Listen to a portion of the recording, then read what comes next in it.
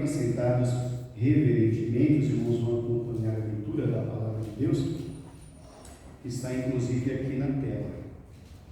Escrevi o primeiro livro, ó Teófilo, relatando todas as coisas que Jesus começou a fazer e a ensinar, até ao dia em que, depois de haver dado o mandamento por intermédio do Espírito Santo aos apóstolos que escolhera, foi elevado às alturas. A estes também, depois de ter padecido, se apresentou vivo com muitas provas incontestáveis, aparecendo-lhes durante 40 dias e falando das coisas concernentes ao reino de Deus. E comendo com eles, determinou-lhes que não se ausentassem de Jerusalém, mas que esperassem a promessa do Pai, a qual disse ele: de mim ouvistes. Porque João, na verdade, batizou com água, mas vós sereis batizados com o Espírito Santo não muito depois destes dias. Então os que estavam reunidos lhe perguntavam: Senhor, será este o tempo em que restaures o reino a Israel? Respondeu-lhes: não vos compete conhecer tempos ou épocas que o Pai reservou pela sua exclusiva autoridade. Mas recebereis poder ao descer sobre vós o Espírito Santo, e sereis minhas testemunhas, tanto em Jerusalém como em toda a Judéia e Samaria, e até aos confins da terra. Ditas essas palavras, foi Jesus elevado às alturas à vista deles, e uma nuvem encobriu dos seus olhos. E estando eles com os olhos fitos no céu, enquanto Jesus subia, eis que 2 varões vestidos de branco se puseram ao lado deles, e lhe disseram: varões galileus, por que estáis olhando para as alturas? Esse Jesus que dentre vós foi assunto ao céu, virá do modo como vistes subir. Então voltaram para Jerusalém, do monte chamado Olival, que dista daquela cidade tanto como a jornada de um sábado. Quando ali entraram, subiram para o cenáculo onde se reuniam Pedro, João, Tiago, André, Filipe, Tomé, Bartolomeu, Mateus, Tiago, filho de Alfeu, Simão, o Zelote, e Judas, filho de Tiago. Todos estes perseveravam unânimes em oração com as mulheres, com Maria, mãe de Jesus, e com os irmãos dele. Naqueles dias levantou-se Pedro no meio dos irmãos, ora, compunha-se a assembleia de umas 120 pessoas, e disse: irmãos, convinha que se cumprisse a Escritura, que o Espírito Santo proferiu anteriormente por boca de Davi acerca de Judas, que foi o guia daqueles que prenderam Jesus, porque ele era contado entre nós e teve parte nesse ministério. Ora, este homem adquiriu um campo com o preço da iniquidade, e precipitando-se, rompeu-se pelo meio, e todas as suas entranhas se derramaram. E por isso chegou ao conhecimento de todos os habitantes de Jerusalém, de maneira que, em sua própria língua, esse campo era chamado Aceldama, que significa campo de sangue. Porque está escrito no livro dos Salmos: fique deserta a sua morada, e não haja quem nela habite, e também tome outro o seu encargo. É necessário, pois, que dos homens que nos acompanharam todo o tempo que o Senhor Jesus andou entre nós, começando no batismo de João, até ao dia em que dentre nós foi levado às alturas, um destes se torne testemunha conosco da sua ressurreição. Então propuseram 2, José, chamado Barsabás, cognominado Justo, e Matias. E orando disseram: tu, Senhor, que conheces o coração de todos, revela-nos qual destes 2 tens escolhido, para preencher a vaga neste ministério e apostolado do qual Judas se transviou, indo para o seu próprio lugar. E os lançaram em sortes, vindo a sorte, recaiu sobre Matias, sendo-lhe então votado o lugar com os 12 apóstolos. Essa é a leitura, irmãos, que Deus nos abençoe. Amém? Bom, como essa é a primeira mensagem, como os irmãos muito bem sabem, sempre a gente começa fazendo um preâmbulo, uma introdução do contexto para a gente entender o texto. Como conforme eu disse logo no início, alguns minutos atrás, o autor desse texto é Lucas. Lucas, ele também escreveu o Evangelho e agora ele está complementando aquilo que ele havia escrito a um amigo chamado Teófilo. A palavra Teófilo, irmãos, não se sabe bem ao certo se era um nome próprio ou se era apenas uma junção de palavras. Theos, Deus, Filo, amigo. Teófilo, amigo de Deus. Se esse era o nome de uma pessoa ou apenas uma forma de tratamento de alguém conhecido. Então ele escreveu o Evangelho e lá naquele Evangelho ele estava narrando a vida de Jesus e o seu ministério, os feitos de Jesus, mostrando que Jesus é sim o Messias de Deus e o Salvador. Entretanto, o tempo se passou, Jesus já não está mais sobre a face da terra, ele foi assunto aos céus, e depois de um tempo, lá por volta, um pouquinho antes do ano 70 depois de Cristo, antes da destruição de Jerusalém, dizem os estudiosos, Lucas então completa aquelas informações do Evangelho sobre como está a igreja, o que ocorreu com a igreja após a ascensão de Jesus. O que aconteceu com a igreja? Então ele vai escrever primeiro o livro, o Evangelho, dizendo o que Jesus fez e agora o que ocorreu com a igreja depois de tudo o que Jesus Cristo fez. Basicamente é isso o propósito de Lucas ao escrever esse livro histórico para esse seu amigo chamado Teófilo. Então ele vai escrever um pouco antes da destruição de Jerusalém. A destruição de Jerusalém ocorreu pelo Império Romano, pelo Marechal Tito, no ano 70 depois de Cristo. Então inferem os estudiosos que um pouco antes do ano 70 chegou essa carta, esse livro histórico então para o seu amigo Teófilo. E ele vai contar dentro desse texto que nós vamos analisar agora, que é o capítulo 1, irmãos, o que ocorreu depois que Jesus foi assunto aos céus. O tema da nossa reflexão hoje, irmãos, é preciso prosseguir, é preciso seguir adiante. O tema da nossa mensagem é preciso prosseguir, é preciso seguir adiante. E ele vai falar isso aqui, irmãos, e eu quero retirar 4 lições que Lucas está escrevendo para Teófilo, dizendo que a igreja precisa prosseguir, a igreja precisa continuar marchando, a marcha da igreja não pode sofrer nenhum tipo de interrupção. A primeira lição que nós aprendemos, irmãos, é que é preciso prosseguir, a igreja precisa seguir adiante em obediência às orientações do Senhor Jesus. É preciso seguir adiante em obediência às orientações do Senhor Jesus.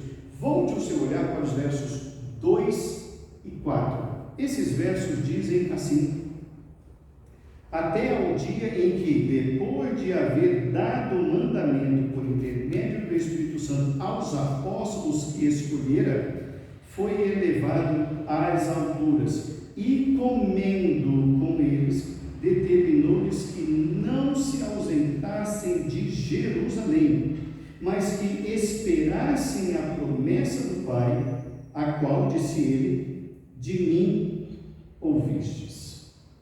Vamos entender o contexto aqui. Jesus Cristo, antes de ser assunto aos céus, ele chama os seus discípulos e ele vai ter um longo prazo de passar 40 dias depois da sua ressurreição, aparecendo aos discípulos, ensinando, encorajando, discipulando, reafirmando tudo aquilo que ele havia dito antes da sua morte e ressurreição. Então ele vai preparando os discípulos para a sua despedida. E o discurso é longo, os ensinamentos são vários. E dentre as orientações de Jesus, a orientação era: permaneçam em Jerusalém. Ora, alguém poderá pensar: puxa, mas para onde eles iriam, reverendo? Irmãos, eles poderiam ir para qualquer lugar, menos ficar em Jerusalém. Sabem por quê? porque eles tentaram matar Jesus e conseguiram.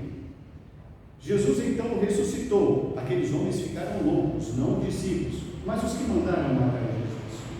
Então eles queriam toda e qualquer oportunidade para destruir Jesus. Agora, com Jesus sendo assunto aos céus, ou seja, deixando a face da terra, eles poderiam vir com força perseguindo os cristãos novamente. E Jesus vai dizer: vocês não vão deixar este lugar. Vocês não vão sair dali. Aquele momento, irmãos, aqueles dias, eram momentos de grande perseguição, eram dias de grande apreensão, eram épocas de dúvidas, de tensão, de perigo e de inquietações. O que vai ocorrer conosco? O que vai ocorrer com a igreja? Daí o título da mensagem: é preciso continuar, é preciso prosseguir. E onde eles iriam prosseguir? Em Jerusalém. A orientação é: permaneçam em Jerusalém. Então aquela igreja deveria prosseguir em obediência, ficando em Jerusalém. Jerusalém era o lugar das perseguições, do sofrimento, da prisão, do julgamento e morte de Jesus. Então os donos da cidade, os líderes religiosos, deixaram muito clara qual era a intenção deles: destruir o cristianismo, destruir Jesus, destruir os seguidores de Jesus. Então permanecer em Jerusalém era algo tenebroso, impensável. Era mais fácil fugir, era mais fácil ir para qualquer lugar, mas a igreja precisava, irmãos, continuar obedecendo. Permaneçam em Jerusalém, não saiam de Jerusalém. A lógica ordenava a fuga, a lógica ordenava a saída, a mudança, mas Jesus Cristo está dizendo: não se deixem levar pelo medo, permaneçam em Jerusalém até que do alto vocês sejam revestidos. Não se deixem levar pelas circunstâncias, permaneçam em Jerusalém. Jerusalém, diz Jesus, em outras palavras, é um lugar onde a história não acabou, não está terminada, ainda tem muita coisa a ocorrer, a acontecer. Há planos de Deus para a igreja em Jerusalém. Permaneçam em Jerusalém. Há muitos planos de Deus para os discípulos, e esses planos vão ocorrer em Jerusalém, e a partir de Jerusalém obedeçam, permaneçam em Jerusalém. Com isso, Jesus Cristo estava deixando uma coisa muito clara para a igreja: a igreja não tem autoridade, a igreja não tem poder para alterar as orientações de Jesus. O verso de número 4 diz: determinou-lhes que não se ausentassem de Jerusalém.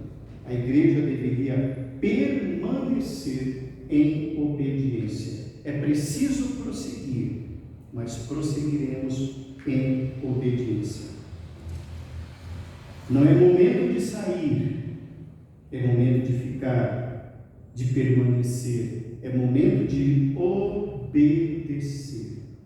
O que Jesus Cristo está deixando muito claro para a igreja é o ensino de que a igreja precisa vencer as circunstâncias por meio da obediência às palavras de Cristo Jesus. Uma segunda lição que nós aprendemos de que é preciso prosseguir, irmãos, a igreja precisa prosseguir mantendo o foco nas situações que realmente são importantes. A igreja deve prosseguir mantendo o foco nas situações que realmente são importantes. Volte o seu olhar para os versos de 6 a 8. Os versos de 6 a 8 dizem assim: então os que estavam reunidos lhe perguntaram: Senhor, será este o tempo em que restauras o reino a Israel? Respondeu-lhes: não vos compete conhecer tempos ou épocas que o Pai reservou pela sua exclusiva autoridade, mas recebereis poder ao descer sobre vós o Espírito Santo e sereis minhas testemunhas, tanto em Jerusalém, como em toda a Judéia e Samaria e até aos confins da terra. Em algum momento, irmãos, tomados pelas circunstâncias daqueles tempos, tomados pelo medo, pelos dissabores das dúvidas, em algum momento aqueles discípulos pareciam querer ter acesso à agenda do Senhor. Senhor, que hora que vai acontecer isso? Senhor, é hora, então significa dizer que o Senhor vai embora e agora é tudo nosso? O reino vai ser nosso? Nós que vamos mandar nessas ruas? Nós é que vamos expulsar os romanos daqui? Ou seja, está tudo dominado, Senhor? É agora, Senhor?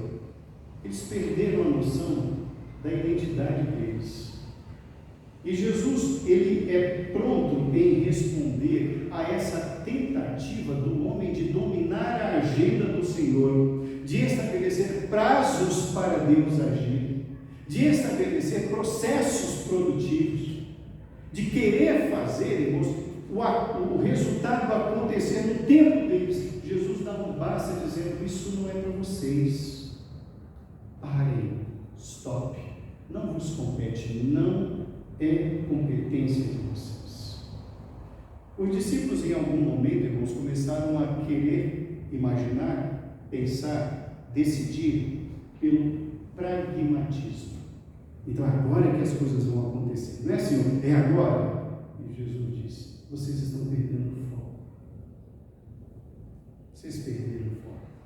Observe bem a pergunta dos discípulos: é agora que o Senhor vai restaurar o reino, governo? É agora que nós vamos assumir o poder? Nós vamos agora dominar? Nós vamos agora mandar? Eles deixam muito claro uma coisa: que eles não entenderam o evangelho do reino. Como até hoje tem muita gente que ainda não entendeu o que é o evangelho. Aqueles homens estavam, irmãos, com as suas mentes, as suas mentalidades, estavam impregnadas de coisas terrenas, de governos, de mandar, de ordenar, das coisas materiais. Eles estavam aprisionados a isso, e isso os afastava das coisas celestiais. Eles não conseguiram se lembrar dos ensinamentos de Jesus. Eles se esqueceram completamente do que de fato é o evangelho. Eles estão dizendo para Jesus: Senhor, é agora que vai restaurar o reino? Nós precisamos saber exatamente a hora, porque nós devemos nos preparar. Nós estamos aqui querendo saber qual é a hora do ataque, na hora em que isso exatamente vai ocorrer. Nós queremos ter acesso a esse calendário, nós queremos ter acesso a essa agenda. Senhor, é agora? Os discípulos perderam o foco, mas a igreja deve prosseguir a respeito disso. E Jesus está dizendo: nada disso. Vocês não têm a competência que está reservada somente ao Pai. Vocês não têm que ter acesso a isso. Vocês não estão entendendo absolutamente nada. Enquanto os discípulos estavam em busca, irmãos, de um poder terreno, Jesus está dizendo: vocês receberão o poder do alto. Vocês não estão entendendo. Ainda hoje, irmãos, há muitos que estão buscando o poder daqui. Querem dominar o aqui. Querem dominar o agora. Querem mandar no agora. E jamais terão a percepção do poder do alto. Do poder da terra eles dominam. Eles sabem como enganar, eles sabem falar o que o povo gosta de ouvir, mas eles não estão antenados com o governo do alto. O verso 8 diz: recebereis poder, e é um poder espiritual. A igreja, irmãos, deve prosseguir mantendo o foco naquilo que de fato importa: o poder do alto. Jesus diz: não percam o foco. Existem situações que são exclusivas do Senhor. Vocês não vão conseguir manipular. Reconheçam Rendam-se a isso. Não vai faltar governo, não vai faltar nada, basta. O que vocês precisam agora é aprender a aguardar. Vocês precisam agora ser agraciados com o poder que vocês não têm, mas sem o qual vocês não seguirão adiante. Mas a igreja precisa seguir adiante. Esqueçam os governos terrenos, esqueçam esse poder terreal, mantenham o foco no poder do alto. Irmãos, nós como seres humanos, nós temos uma tendência muito grande a nos esquecermos de quem de fato somos.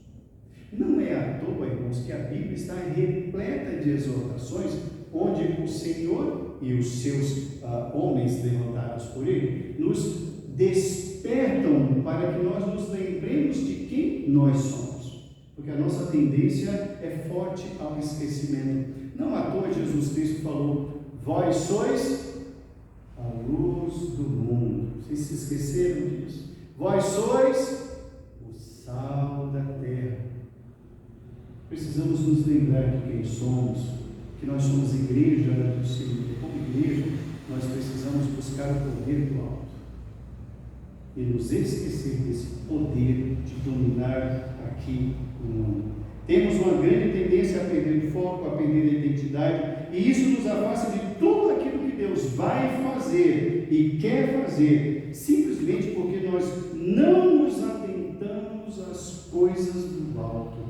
Recebereis poder do alto. O que Jesus está dizendo à igreja é: a ascensão minha, o fato de eu subir e estar junto do Pai, não significa dizer o final da história, não significa dizer o final da igreja. Não deve haver desespero entre vocês ou qualquer sentimento de abandono. Não pensem assim. Mas o fato de eu ser assunto aos céus é como se fosse a abertura de um portal para o novo, para um novo tempo da ação de Deus na vida da igreja. Mas era necessário que todos mantivessem o foco. Caso contrário, eles não compreenderiam o que estava por vir. Recebereis poder. Aquela igreja nascente, aquela pequena comunidade de 120 pessoas, iria receber algo novo, algo inédito na história do universo. Eles precisavam estar preparados para isso. É preciso prosseguir, é preciso seguir adiante. Em terceiro lugar, não abandonando a vida devocional de oração. É preciso seguir adiante, não deixando de lado a vida devocional de oração. Volte o seu olhar para os versos de 12 a 14. E dizem assim os versos: então saíram do Monte das Oliveiras, voltaram para Jerusalém, que dista mais ou menos 1,1 km, distância de caminhada de um sábado, mais ou menos 1 km. Quando ali entraram em Jerusalém, subiram para o cenáculo. O cenáculo era uma sala, um lugar qualquer, onde se reuniam Pedro, João, Tiago, André, Filipe, Tomé, Bartolomeu, Mateus, Tiago, filho de Alfeu, Simão, Zelote e Judas, filho de Tiago. Todos estes perseveravam unânimes em oração com as mulheres, com Maria, mãe de Jesus, e com os irmãos dele. Quando ele escreve essa carta a Teófilo, ele está dizendo: Teófilo, a igreja continua orando. Teófilo, eles não abandonaram o momento de oração. Eles continuam se reunindo para orar. A vida em Jerusalém, irmãos, depois da ascensão de Jesus, estava com uma vida conturbada. Politicamente a cidade já era conturbada. E repito, depois que Jesus saiu do olhar daqueles homens, Eles começaram a planejar outros ataques aos membros do corpo de Cristo. Então, estar em Jerusalém era perigoso, e Jesus diz: permaneçam em Jerusalém, e eles obedeceram. Mas por que ficar em Jerusalém? E Jesus disse: até que do alto vocês sejam revestidos do poder de Deus. Mas quando isso vai ocorrer? Não compete isso a vocês. Vai acontecer. O que aqueles homens fazem? Quando eles saem do Monte das Oliveiras, fica ali nas cercanias de Jerusalém, a Bíblia nos fala a distância do sábado, 1.100 metros, muito curtinha essa caminhada. Eles vão orar.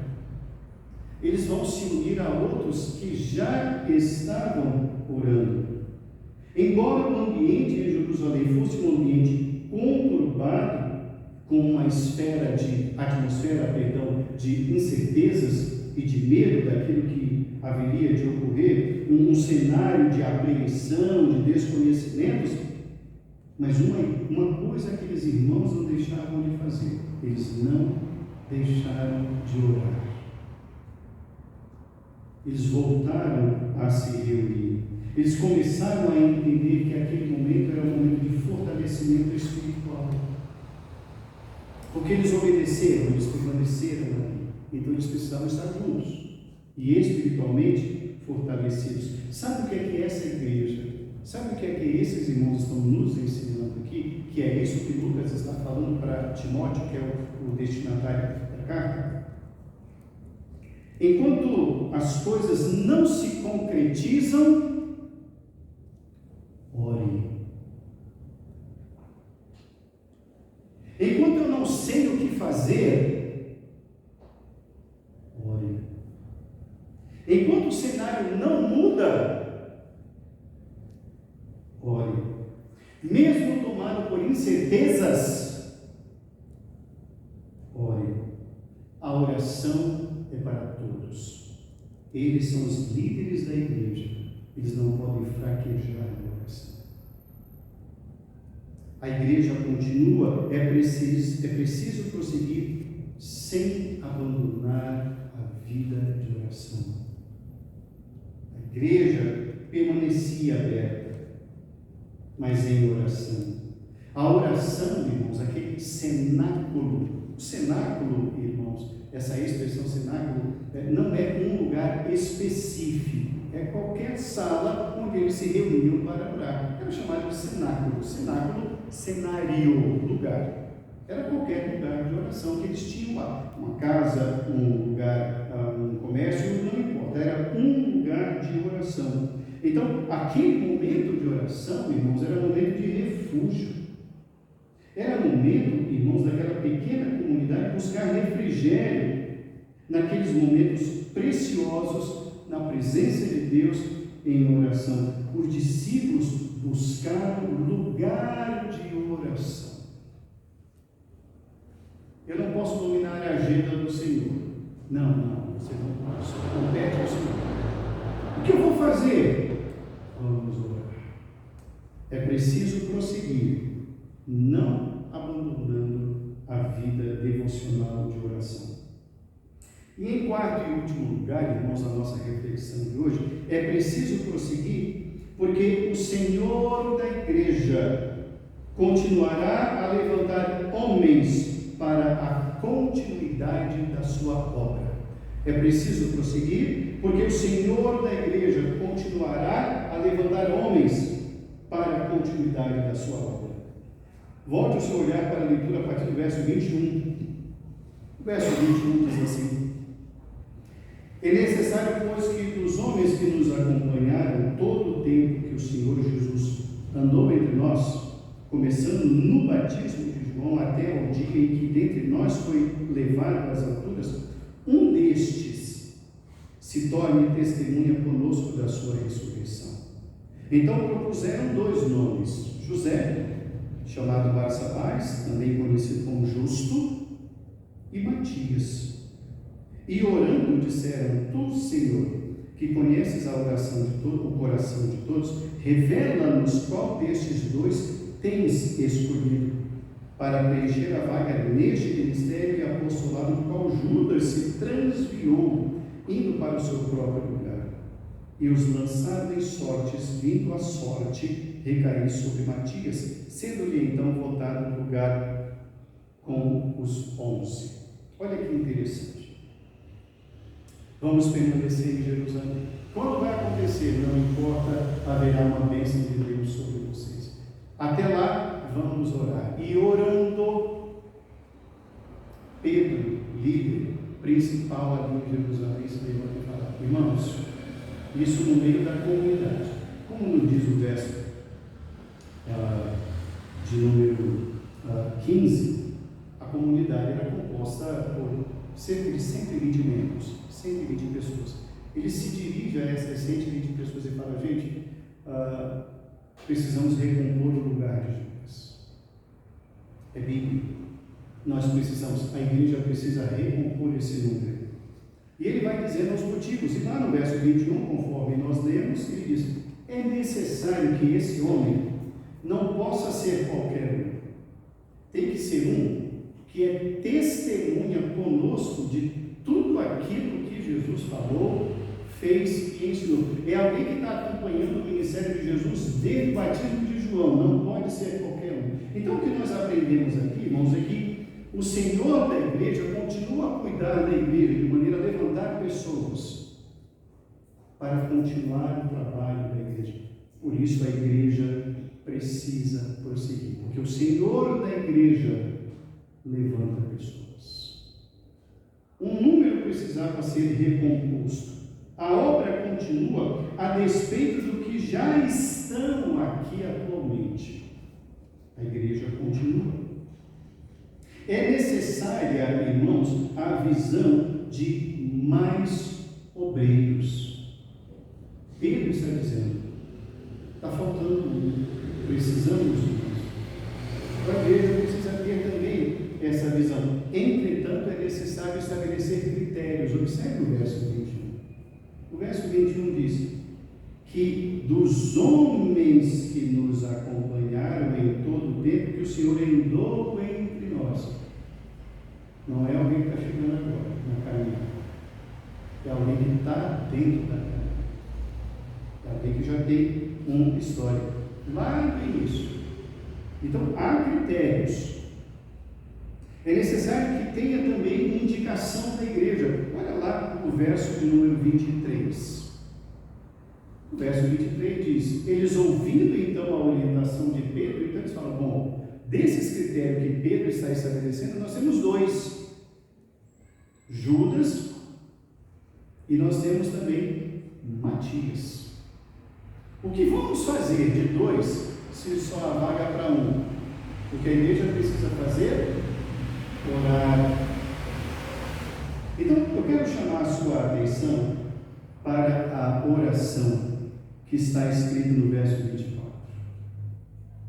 Revela-nos qual destes o Senhor já tem escolhido. Eles não impõem a Deus quem eles querem. Eles buscam esse nome de Deus. Mostra para nós quem é este. Então eles entendem que a igreja tem um Senhor. Eles entendem que esse Senhor supre a igreja. Eles entendem que este que é do Senhor fará bem a igreja. Com isso nós aprendemos, irmãos, que as nossas eleições de liderança devem ser como tal baseadas. Não é o que eu quero, é aquilo que Deus já tem. Eu quero que Ele coloque no meu coração aquilo que é dele, porque Ele já tem. Porque Ele é o Senhor da igreja. É fundamental, irmãos, buscar a orientação de Deus em oração e rogar que Deus revele aquele que o próprio Senhor escolheu. Irmãos, Deus é o Senhor da igreja, não é o pastor. É o Senhor. E é Ele quem supre a sua igreja todo o tempo o templo. Nada há de faltar à igreja do Senhor. Concluindo a nossa reflexão, é necessário seguir adiante. Precisamos prosseguir, disse Lucas a Teófilo. É preciso continuar seguindo em frente, obedecendo às ordenanças do Senhor Jesus, mantendo o foco naquilo que realmente é importante, reforçando a vida devocional diária de oração e crendo que o Senhor da Igreja continuará a supri-la em todo o tempo, levantando servos, trazendo pessoas, trazendo obreiros. Permaneçam em Jerusalém. A história não terminou. Um novo tempo está por vir. Um novo momento virá. Creiam. Aguardem. É preciso seguir adiante. São muitas as lições, irmãos, e nós queremos aprender com as Escrituras. A Igreja de Cristo continua marchando. É preciso prosseguir. Deus continua no trono como Senhor da Igreja. Oremos. Não nos descuidemos da vida de oração. Vamos rogar ao Senhor. Que Deus nos abençoe, em nome de Jesus. Amém.